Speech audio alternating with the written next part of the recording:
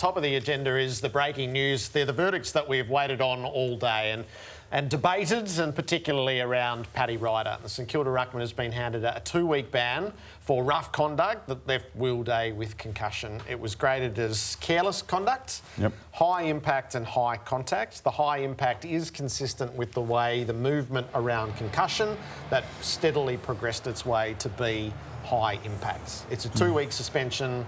I feel like St Kilda are aggrieved, and I'm sure we're heading for the tribunal tomorrow night.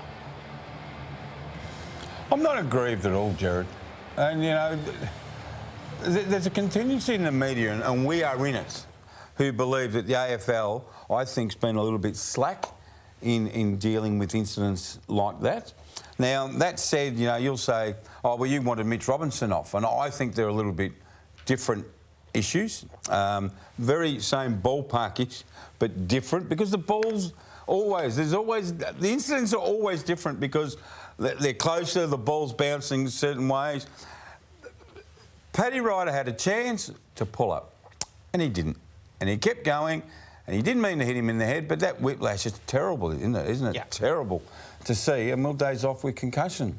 I thought John Ralph wrote a really, really important piece this morning this afternoon in the Herald Sun online. It will be in the paper tomorrow about, you know, the ball starts rolling on concussion with these kinds of hits. So in 25 years' time, hope not, Will Day goes, God, you know, I'm having trouble in my life.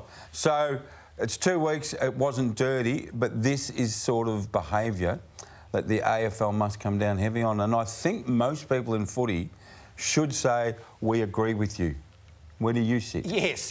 When I saw it, the caveat on this is the Willie Rioli case a couple of weeks ago, which I couldn't have been more wrong about. When I'm watching that, I fully expect that to be a suspension. So do I. And then once you run it through the system with the movement that's been made around concussion, it lands at high, so it's going to be 2 weeks.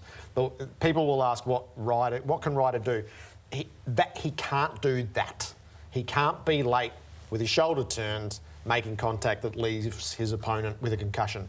So make whatever changes you need to in approaching that contest, but the one thing you can't do is make that contact and leave a player with concussion.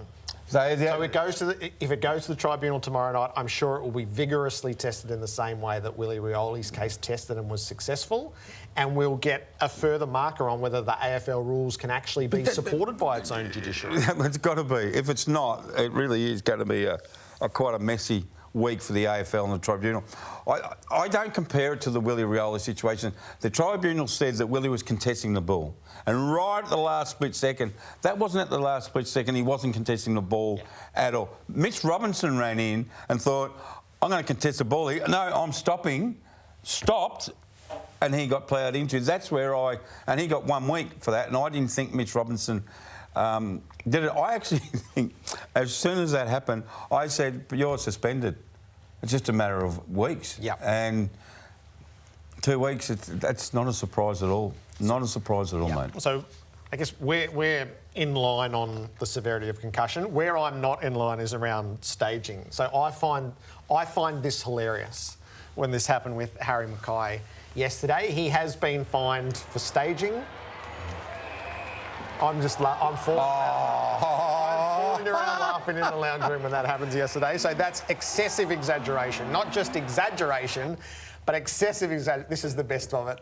This is the best of it.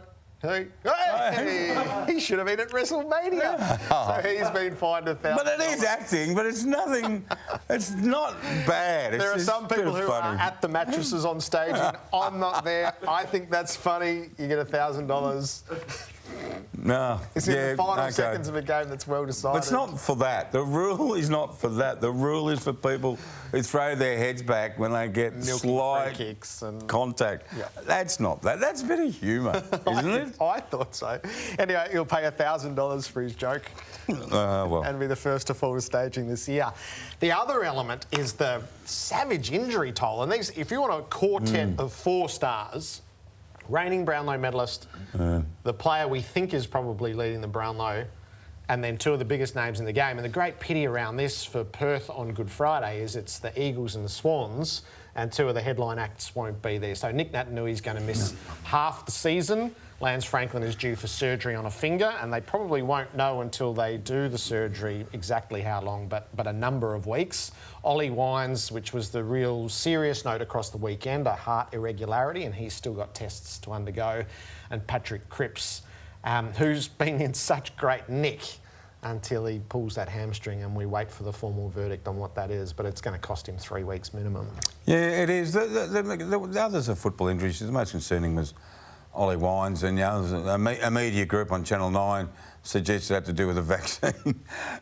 So Ollie Wines has to come out and say, no, it's got nothing to do with the vaccine. There's that story put to bed. Right. You know, it's like it's like an 18-hour story. I mean, it's not even a story. It's not even news.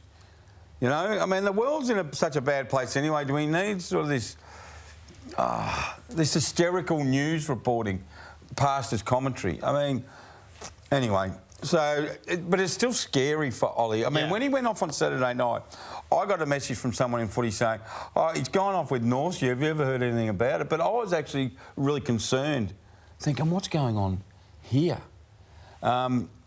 And then he was still in hospital 24 hours. We all went to the radios on Friday and Saturday, and the shows here on Fox, and Ollie's still in hospital. It was really, really concerning. So it's good to see him out, good to see him talking, but tests, and we'll see how he goes over the next coming weeks. Franklin finger, I mean, the finger injury is one of the... I'll use this finger, right? The finger injury is one of the more curious injuries. I have seen people say, oh, I've got a busted, I'll just tape it up and play. And you go, oh, my finger's broken, but I'll keep playing for 8 weeks. And then you get other injuries, and they say, oh, it's a compound, and we operate, he's out for 12 weeks. You go, oh, no worries. This one's in between. Yeah. I don't know yet what the injury is. We'll go in and have a look, and we'll see if it's a tendon ripped off. We'll see. So it could be anywhere between, knowing Franklin, he'll want to play as... Like Jack wanted to play with his broken thumb, didn't he? He goes, I'll play this week. Remember upstairs? I'll play. And then it gets to we had a look Thursday. At the X-ray and he go, you can't play. he had screws in his thumb. He goes, yeah, I'll be right. And then the teams come out on Thursday, no Jack Revolt.